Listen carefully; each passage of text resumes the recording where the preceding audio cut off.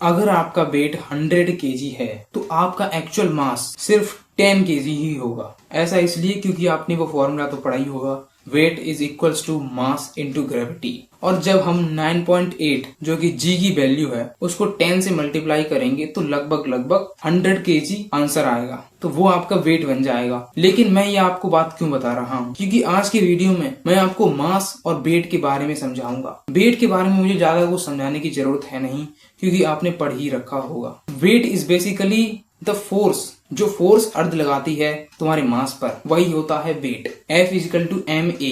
तो यहाँ पर ए की वैल्यू 9.8 ले सकते हैं और मास की वैल्यू जो भी आपका एक्चुअल मास है उससे हमारा फोर्स निकलेगा और वही वेट कहलाता है। लेकिन जब आप मास के बारे में पढ़ोगे तो आपको बहुत सारी नई चीज सीखने को मिलेंगी। पहली बात तो आपको ये पता होगा वेट कांस्टेंट नहीं होता है मास की तरह। मास आपको हर जगह कांस्टेंट मिलेगा। आप अर्थ पर मेजर करोगे वही सेम मास, आप स्पेस में मेजर करोगे वही सेम मास, मार्स मून किसी भी प्लैनेट पर मेजर करोगे तो वही आएगा जितना अर्थ पर आया था। लेकिन वेट के केस में बहुत ही अलग है। जैसे कि मार्स की जो ग्रेविटी है वो अर्थ के सिर्फ 38% के बराबर है। मतलब अगर अर्थ पर 100 ग्रेविटी है 100 तो मार्स पर सिर्फ 38 ग्रेविटी होगी। वैसे इस चीज की हम कैलकुलेशन कर सकते हैं कि 9.8 का 38% निकालकर वो जी की वैल्यू पुट कर हम वेट निकाल सकते हैं अपना मास पर कितना होगा। लेकिन मैं उधर नहीं जाने वाला हूं, मैं आपको सिंपल सा कॉन्सेप्ट समझाऊंगा मास के बारे में। तो सबसे पहले मास की डेफिनेशन क्या होती है। वेट की डेफिनेशन जैसे मैंने आपको बताई, इट्स अ फोर्स। सो मास की डेफिनेशन बहुत अलग होती है। Mass is basically a measure कि कितना है, कितना मतलब वो मीजर होता है, आपको पता ही होगा। सो किसी ऑब्जेक्ट के मोशन को चेंज करना, मतलब जितना आप उसको चेंज जैसे करोगे उसका मेजरमेंट ही मास कहलाता है। जैसे कि कोई ऑब्जेक्ट है, स्पेस में है, मोशन में है एंड उसका मोशन आकर आपको चेंज करना है, तो जो मीजर होगा,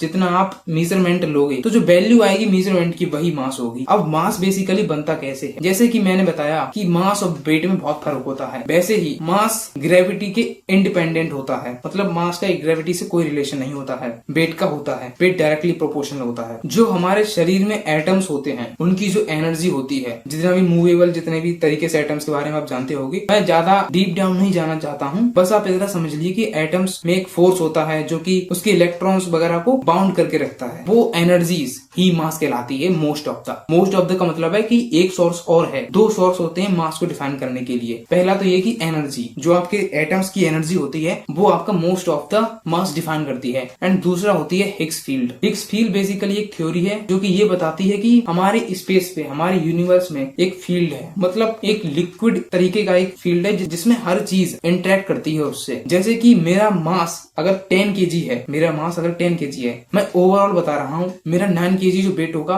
वो मेरी एनर्जीज, मेरे एटम्स की एनर्जी से होगा। लेकिन बचा कुचा जितना भी होगा वो हिग्स फील्ड्स के इंटरेक्शंस की वजह से होगा। तो जितने भी पार्टिकल्स हैं स्पेस में, इस यूनिवर्स में, वो डायरेक्टली हिग्स फील्ड से इंटरेक्ट करते हैं, जिसकी वजह से उनका कुछ पार्ट ऑफ मास वहां से भी आता है। तो ये बात ध्यान रखना कि मास के दो मेन सोर्सेस हैं, पहला एनर्जी एंड दूसरा है हिग्स फील्ड। और यहाँ पर मैं एक चीज और बताना चाहता हूँ आपसे, जितना भी हम वेट मेजर करते हैं, जैसे कि अगर आप गूगल पर सर्च करोगे weight of earth, weight of sun, तो ये बेसिकली वेट होता नहीं है, क्योंकि हमारे स्पेस में ग्रेविटी मौजूद नहीं है, वो एक्चुअली में मास होता है।